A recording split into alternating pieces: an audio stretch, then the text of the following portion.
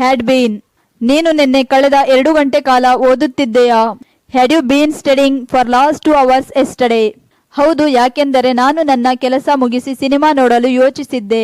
Yes, because I had been planning to see a film after finishing my work. ಆದರೆ ನಿನ್ನೊಂದಿಗೆ ರೋಹಿತ್ ಸಹ ಏಕೆ ಓದುತ್ತಿದ್ದ? But why had Rohit also been studying with you? ಏಕೆಂದರೆ ಅವನು ಸಹ ನನ್ನೊಂದಿಗೆ ಸಿನಿಮಾಕ್ಕೆ ಬರಲು ಹಠ ಮಾಡುತ್ತಿದ್ದ. Because he had also been insisting on going with me for the film. ಆದರೆ ನೀನು ನಿನ್ನ ಸ್ನೇಹಿತರೊಂದಿಗೆ ತಿರುಗಾಡಲು ಹೋಗಿದ್ದೆ ಎಂದು ನಿಮ್ಮ ತಾಯಿ ಹೇಳುತ್ತಿದ್ದರಲ್ಲ. But your mother was saying that you had been planning to go out with some friends.